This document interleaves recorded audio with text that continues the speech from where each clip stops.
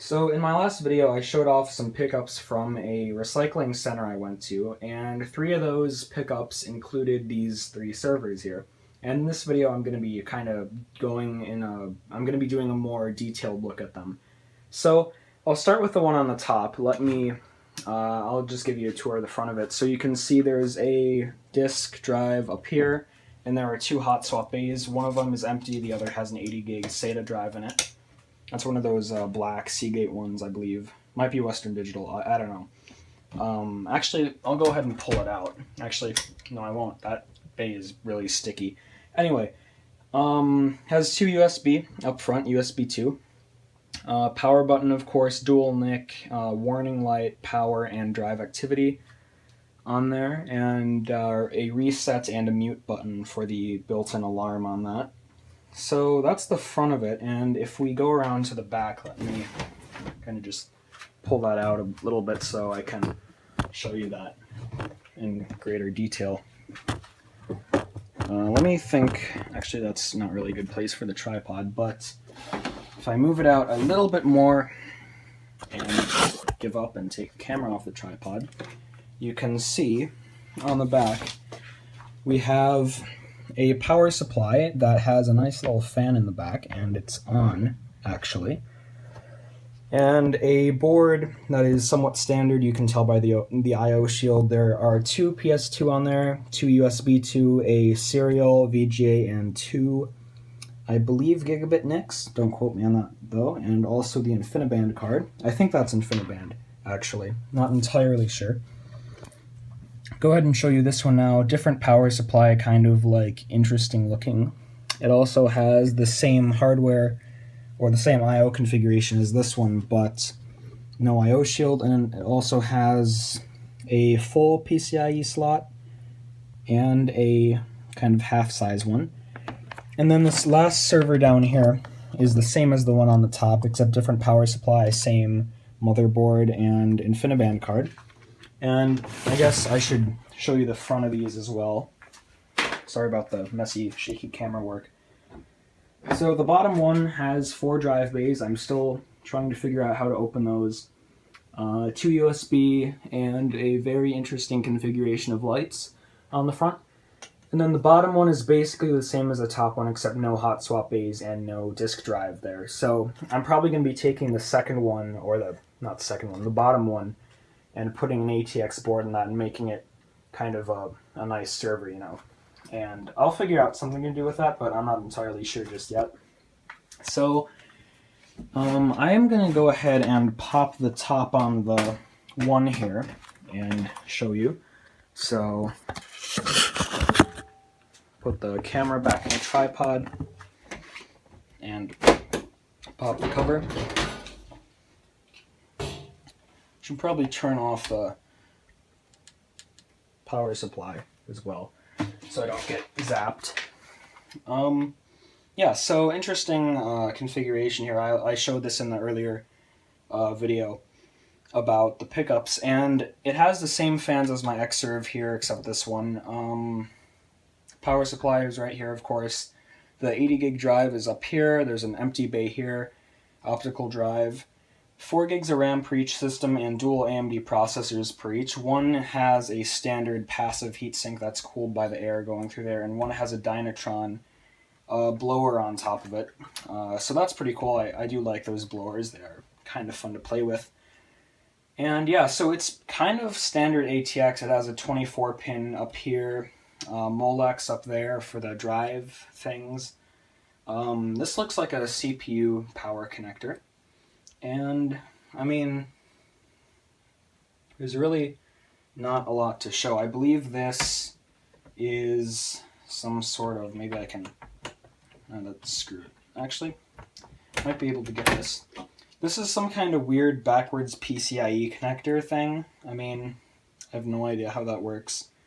Here's the InfiniBand card and a lot of PCI.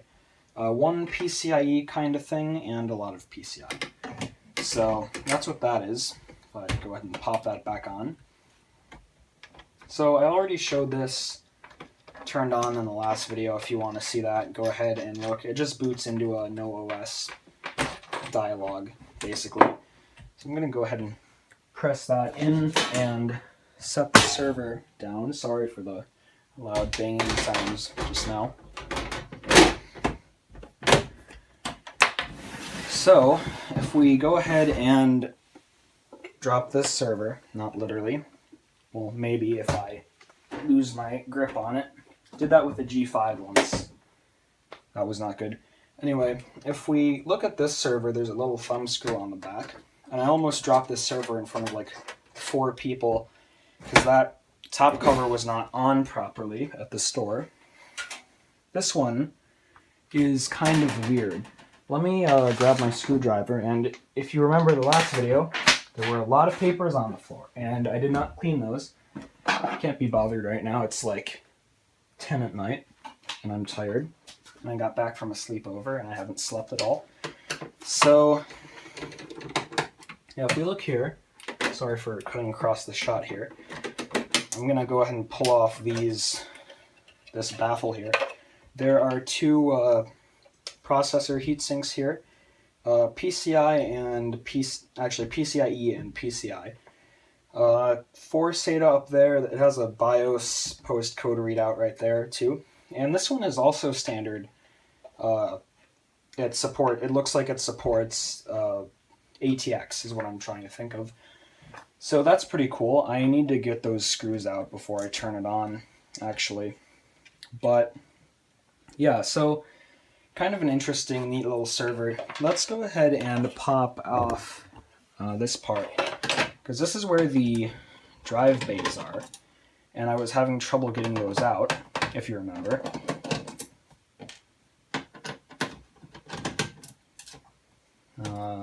Drop that screw, kind of.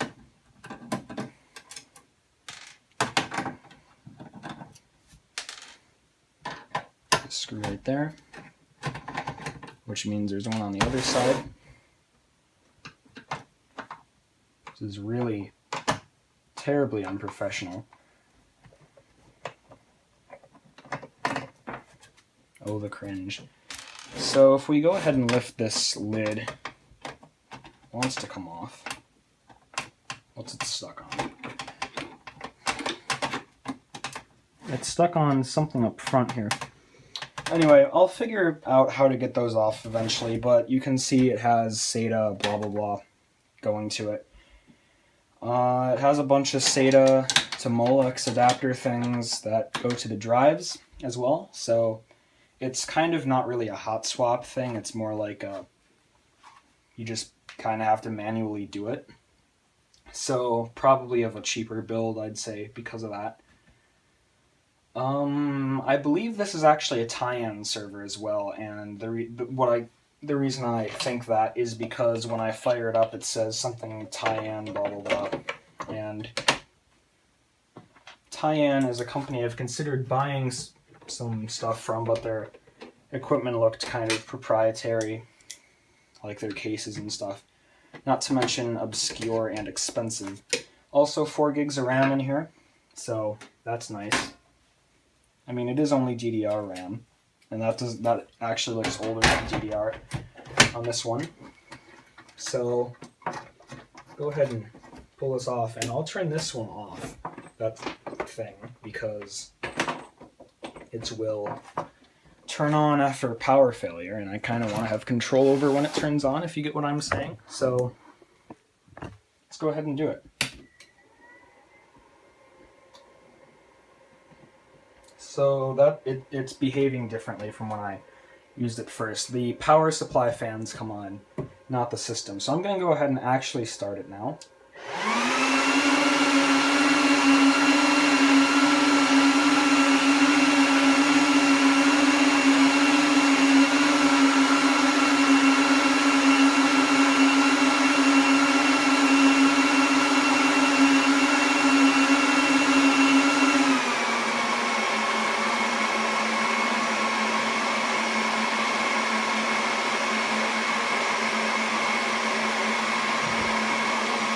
So quad core, didn't have a chance to read all the specs on that.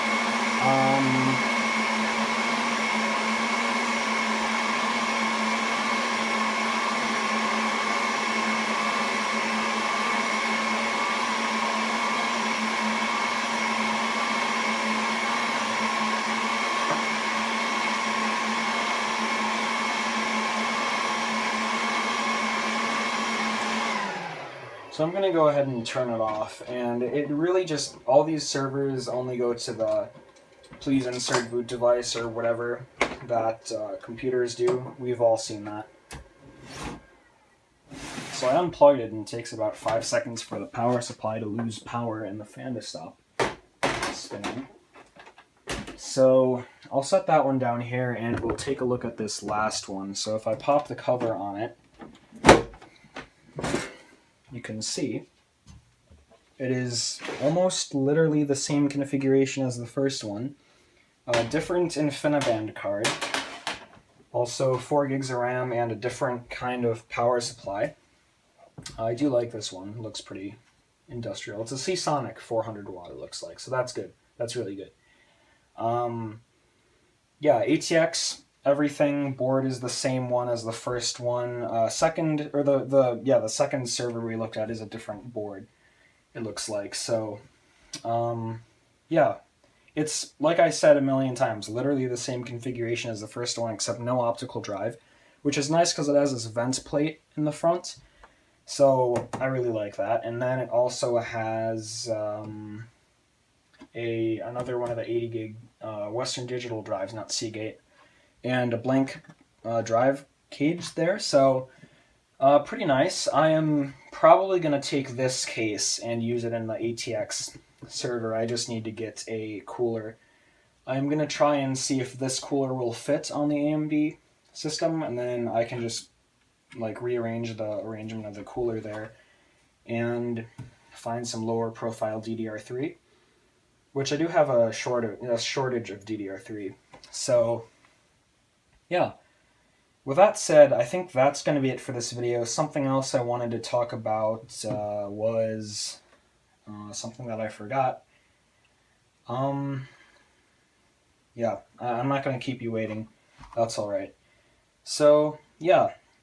Oh yeah, I remember, I don't have rack rails for these, so I'm going to have to put them on a shelf of some sort, which I do have shelves that I got from my school.